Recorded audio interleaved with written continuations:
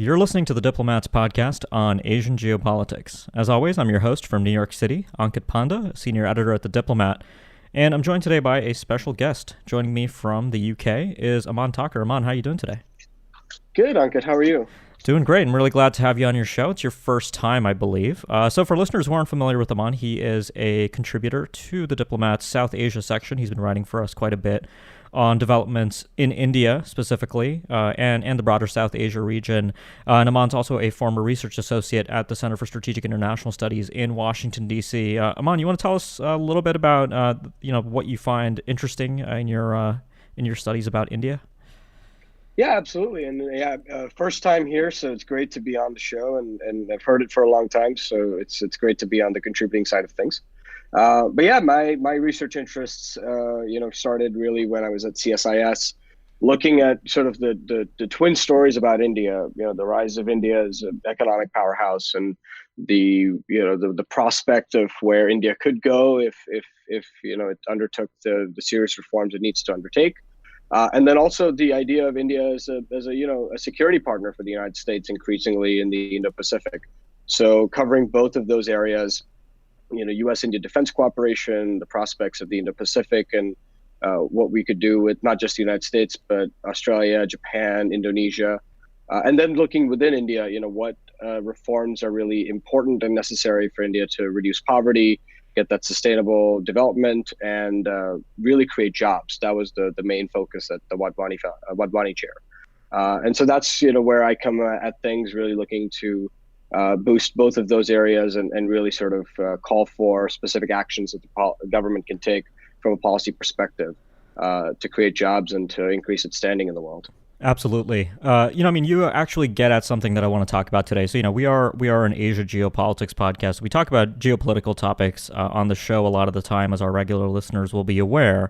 But in the case of India, I think something that's often maybe lost in discussions about India in the security sphere is the fact that one of the major sources of continuity, in my view, across Indian governments has been kind of India's primary grand strategic objective, which is economic upliftment. Right? It's about making India a less poor, more prosperous country. That's been true over changes in a government from the Congress under the UPA to the BJP, certainly in Modi 1.0. And now here we are in Modi 2.0. So for listeners that haven't been listening to the show for too long, we talked about this a little bit after the Indian election results came out in May, but Modi and the Bharatiya Janata Party won basically an amazing mandate in the largest democratic exercise in the world in India. India is the world's largest democracy. And after this mandate, the government has pursued a range of policies in the economic sphere. And Aman, actually, one of the things I thought would be a good place to start with our discussion today is an article you wrote for us in September, just a little bit over a month ago. Now, you talked a little bit about, India's economy running into economic headwinds. Modi 1.0 sort of benefited from a lot of structural factors. Rapprochement with the United States was obviously growing. The world economy was booming. Emerging markets sort of had anxieties at the time, certainly. But low oil prices globally also greatly helped India's economy. But now, as Modi 2.0 starts the second term after the general elections earlier this year, it seems to be there's a lot more headwinds.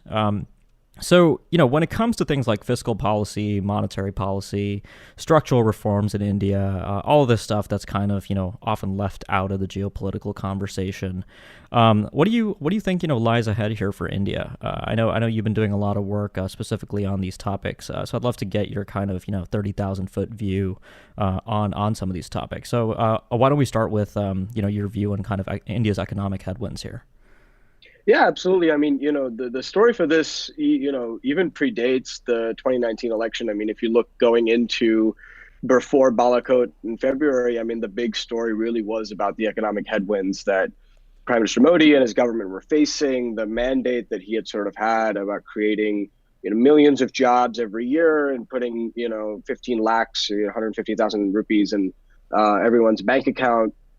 And people sort of like trying to hold him to those promises and realizing that growth was slowing down, partly due to some of the structural reforms they undertook with the GST, and partly because of just, boneheaded decisions like demonetization.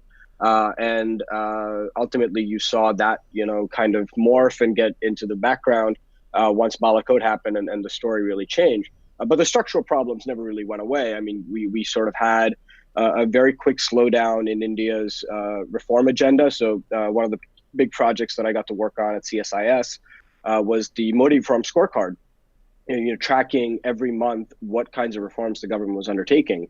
And if you look at the pace of that, the first year, they completed 6 out of the 30 reforms that we outlined. To the second year, 1 the third year, and nothing the last 2 years. So you saw, sort of like inversely, as the pace of reform slowed down, structural problems and a slowdown, that sort of narrative picking back up.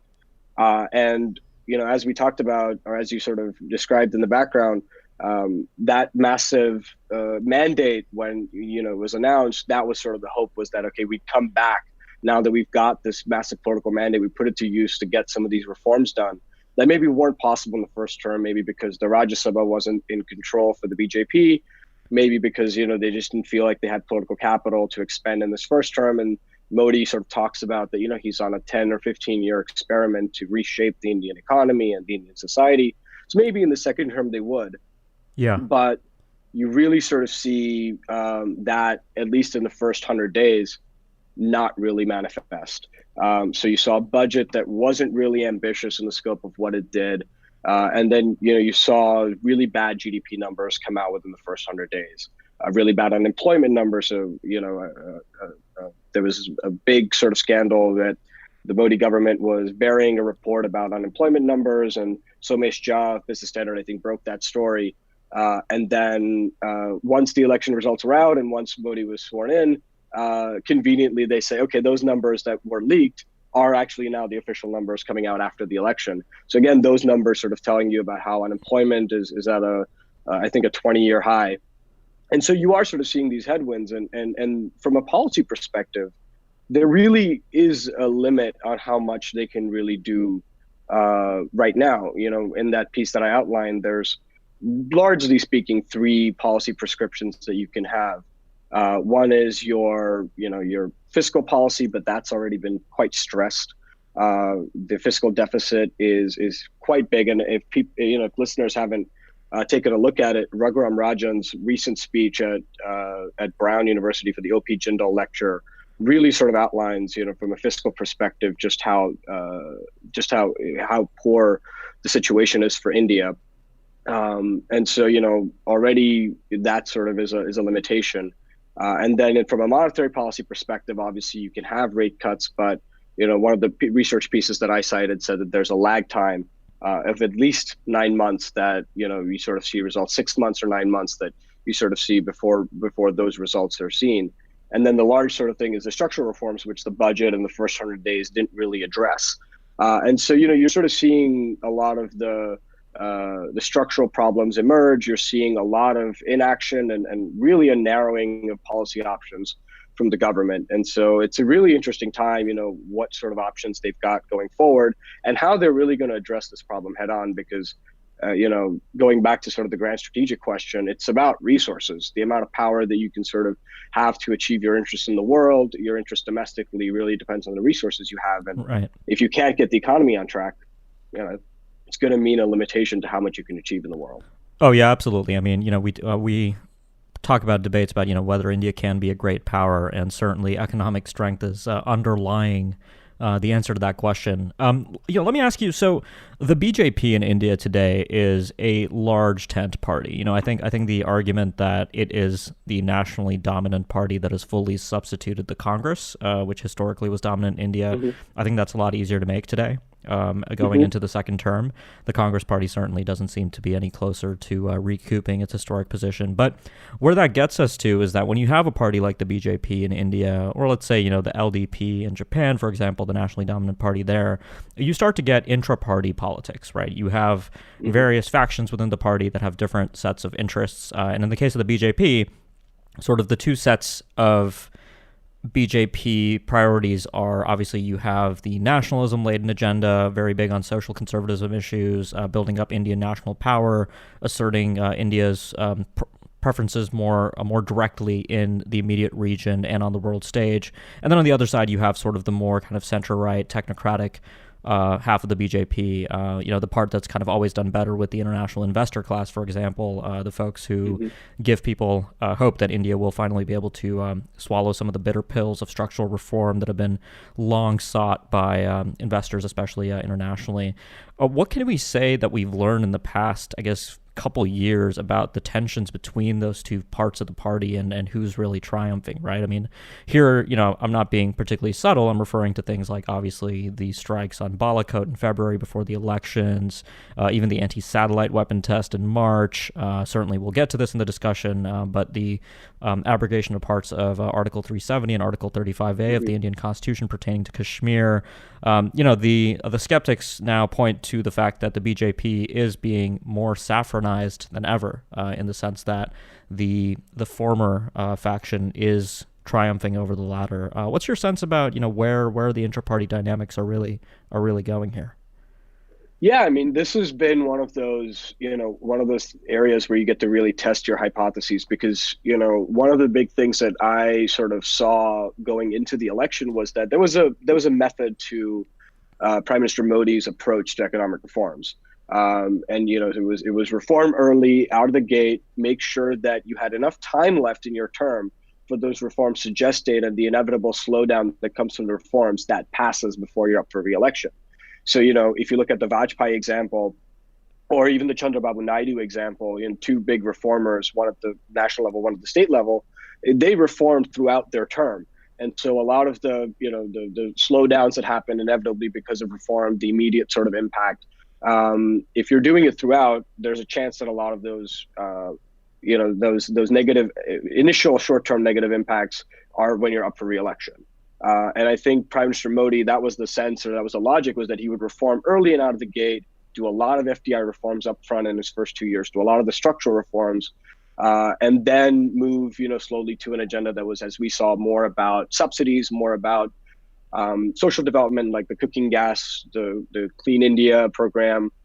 There's a cooking gas and free LPG connections to women in rural households, free housing, affordable housing in rural and urban areas, and then full at the last year, just sort of pure subsidies to farmers. Sort of, you saw a logic to that reform agenda. And the idea really was that, hopefully he would return at the start of the second term to an idea where he would be aggressive on reforms again, and that he would really do more on reforms. What it seems to have happened is, instead of going to reforms, he's become really aggressive now on Hindutva. And that's sort of been something where, now you've seen a lot of activity about, as you said, Kashmir and 35A and 370, but also Supreme Court deliberations on the Ram Temple, which people are watching very closely. And, really sort of one sense that, you really had when people were analyzing the elections was that in the last 5 years, there was no bone given to that other wing of the party, as you said. Very little was done on Hindutva. Obviously, they were given a free pass, and Modi never explicitly came out and stopped them from cow vigilantes and sort of the horrific things that some of the lower level members of the party were saying. But you didn't really see an active agenda being driven by the BJP, and they really Modi in 2014 really stuck to an economic message. In that election. Right. In 2019, you saw that change quite dramatically. He really didn't talk about the economy much, talked a lot more about, the strong message he was sending Pakistan and leadership that he was demonstrating in the world, and making sure that, we were creating the society and reclaiming control, that sort of populist narrative. And that's been, really a concerning shift that, where we are seeing a visible slowdown in the focus on the economics, and a much more directed focus on the Hindutva angles. And I think it's really going to be a test of does Prime Minister Modi think that now, with this mandate that he's got, a resounding victory from his electorate, a weak opposition that really is in a position to stop his agenda from going forward, does that mean that he thinks he's got sort of a clear path ahead? Yeah, I mean, in tactical terms, I think the turn towards nationalism has paid dividends, right? If Yeah. we can attribute the massive mandate to that, certainly partially. I mean, I'd say that we had some early indicators. I mean, certainly, I think the elevation of Yogi Adityanath in Uttar Oh yeah. Pradesh was a pretty good indicator in the first term that this might be where things were going. But that's interesting. I mean, I think this is still very much an open question: the relationship between India's economic slowdown running into headwinds and the transition into a more hardline kind of Hindutva agenda.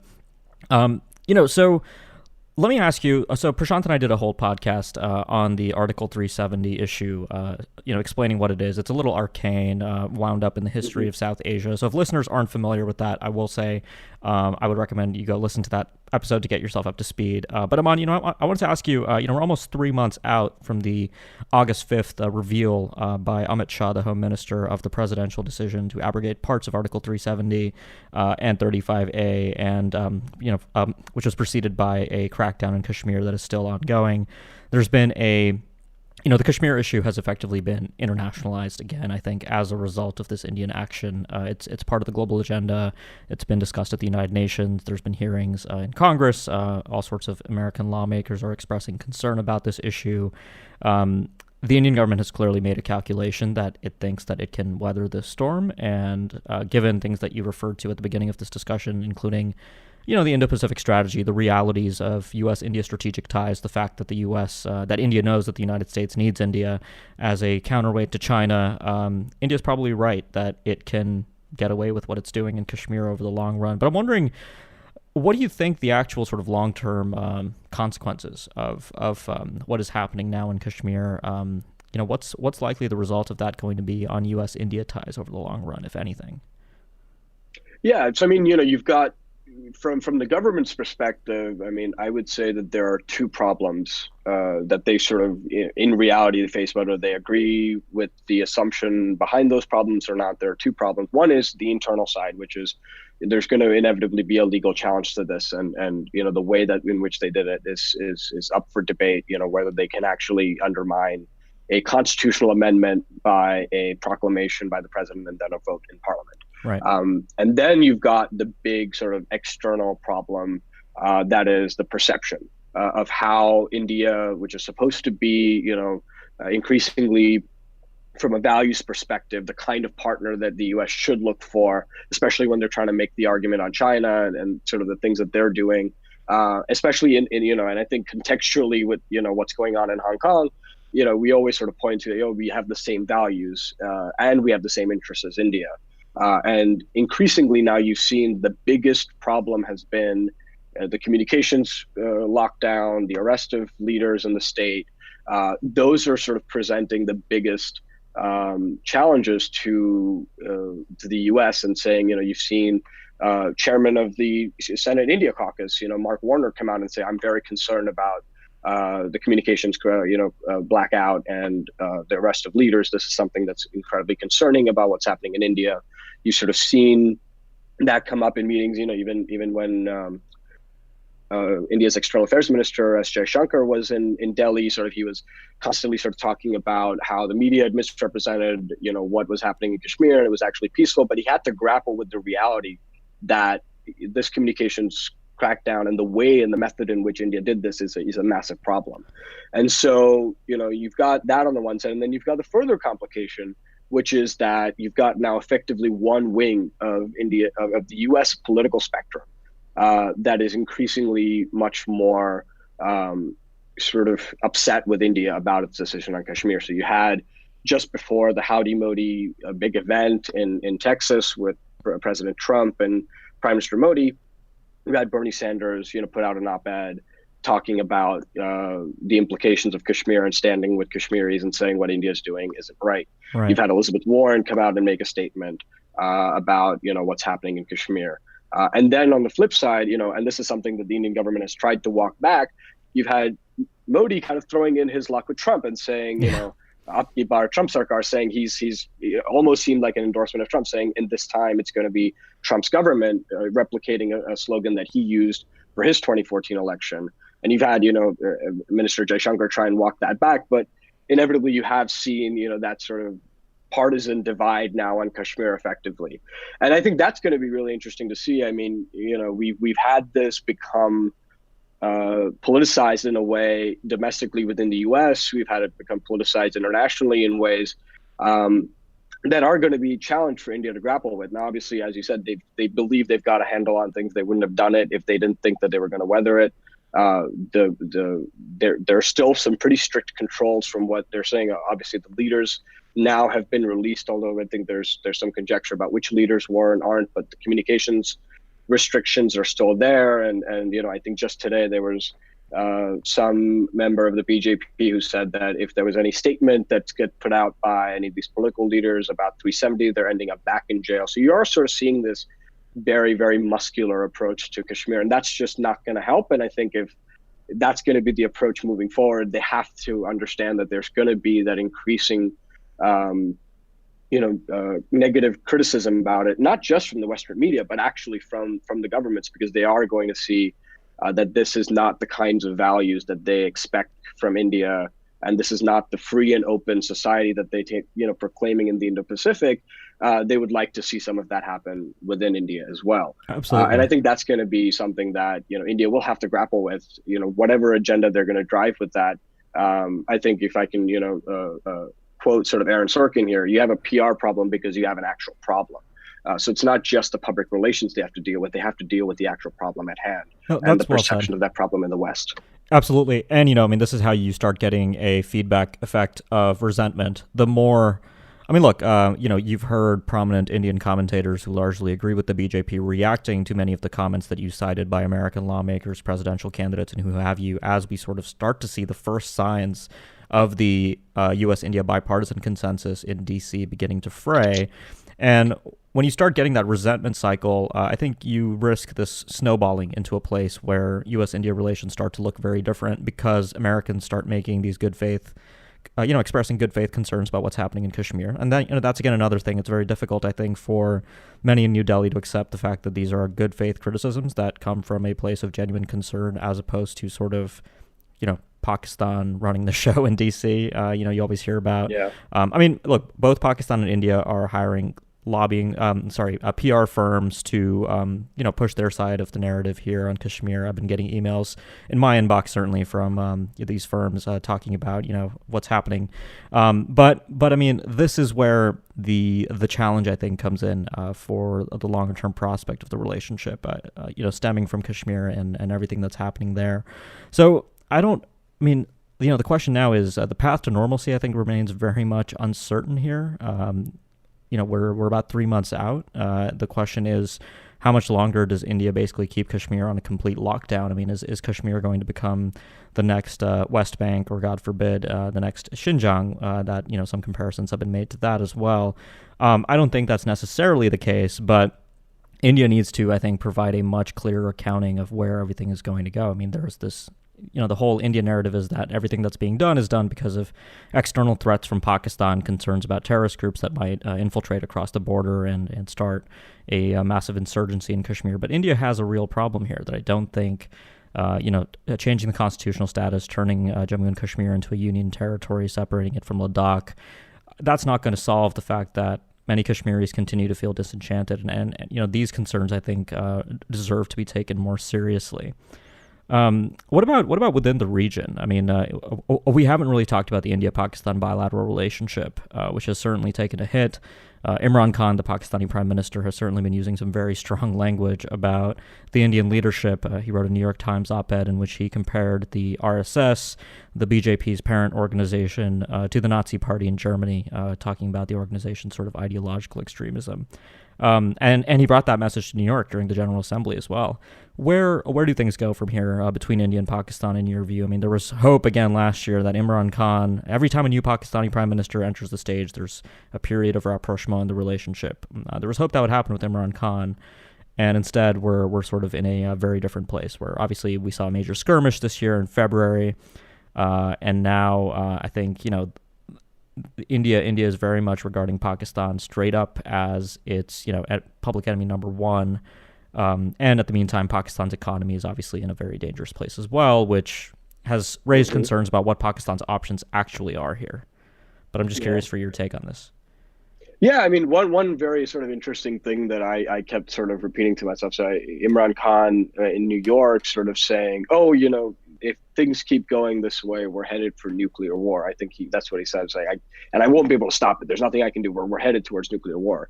And it's very interesting to see him sort of take his own agency out of the process there, because he's one of those participants in whatever escalation would happen. So that's a very, from a tactical perspective, it was interesting to see him sort of talk about the specter of nuclear war while completely absolving himself of what has happened. But, obviously, this is something that both sides have made matters worse in this case. You have seen a war of rhetoric and a war of words really sort of translate into, something that has had a specter hang over the subcontinent. I think for Pakistan, things are looking very serious, with the FATF. I think the recent reports saying that they have made very little progress on a lot of the recommendations that they had to sort of undertake, or the steps that they had to take on combating terror financing. And I think India, on the other hand, is taking a strategy of completely moving past Pakistan in terms of how it approaches the region, and saying, we're just not going to deal with this country. We're going to look at other regional arrangements, be it BIMSTEC, be it BBIN, be it Mekong-Gunga cooperation. They're sort of looking more eastward in terms of how they approach the region. And, you sort of have a complete, I hate to say it, but sort of a lack of prospect in terms of where any sort of discussion between the two countries on resolving the conflict goes. Even in the heights of, I'm sort of pointing to the Vajpayee years here, even after Kargil and even after the parliament attacks, you sort of still did see acts of statesmanship by both sides, making sort of trips and overtures out to peace. Even after the amassing of troops after 2001, you still saw in the Vajpayee years before 2004, when he lost his election, you saw overtures for peace. Same thing, under Manmohan Singh up until at least 2008, which is when the peace process pretty much died after the Mumbai attacks. You had consistent efforts and attempts at statesmanship to see dialogue between the two countries and where that could go. I think since Uri and Pathankot for Prime Minister Modi and his initial overtures at peace, after those two terrorist attacks, you really have sort of seen him say, "I'm done. I'm really not going to put some political capital or put any effort behind this, and I'm just going to focus on other regional arrangements, partnerships with other countries." And you sort of seen the rhetoric just reach an incendiary point where there's been, I remember in the elections too, talking about a vote, I think it was even now repeated in the upcoming state elections in Maharashtra and Haryana, BJP leaders saying a vote for Narendra Modi is a vote for nukes in Pakistan. Yeah. And so you've seen that kind of incendiary language just emerge at a point where you've got two very nationalist, very bombastic, and arguably both populist leaders in both countries, which really doesn't make for a recipe for détente, for engagement, for back channel negotiations even. And so it looks like the relationship there is in a pretty deep trough. Absolutely. It's really hard to see how things can be reversed. That's the part of me that remains optimistic that if, there can still be statesmen and there are people that, I think having a team and sort of people like Jaishankar, who are, diplomats that know how to reach an agreement, make a deal, are well versed in sort of that. Maybe that's sort of the alternative where they can sort of serve as back channels, but it really, really does not look good right now. And it's sort of regrettable how within the last 5 to 6 years, things have reached this point. Well, Aman, unfortunately, that's all the time we have today. I know that both of us could talk about these issues for much longer. But the good news Absolutely. the good news is we'll do more of these episodes, and I really hope to have you back on. It was great to have you on to introduce you to our podcast listeners. So Aman is a regular contributor now at The Diplomat. So if you want to keep up with his writing, you can follow him on Twitter. What's your Twitter account? It's just Aman Tucker, so AmanThakker. Should be pretty easy to find me. Great. So Aman, thanks again for joining me, and we'll hope to have you back on soon. Thanks, Ankit, and this was really great. Looking forward to the next one. Absolutely. So for listeners, if you like what you heard on the podcast, make sure you subscribe so you don't miss future episodes. And if you've been a subscriber for a while but you haven't yet left us a review, please do that on either Google Play, iTunes, Spotify, or any other number of podcast providers out there. And finally, before we close, a word from our sponsor. This episode of the Asia Geopolitics Podcast is brought to you by Diplomat Risk Intelligence, or DRI. DRI is the consulting and analysis division of The Diplomat, the Asia-Pacific's leading current affairs magazine. Since its launch in 2002, The Diplomat has been dedicated to quality analysis and commentary on events and trends in Asia and around the world, and is now one of the most respected publications covering the region. DRI inherits this approach and offers clients in the private, public, and nonprofit sectors worldwide access to an exclusive network of subject matter experts and analysts. Whatever your needs in the wider Asia-Pacific region, DRI can offer the knowledge and expertise necessary to anticipate and manage geopolitical and geoeconomic risk. For more information, please visit dri.thediplomat.com.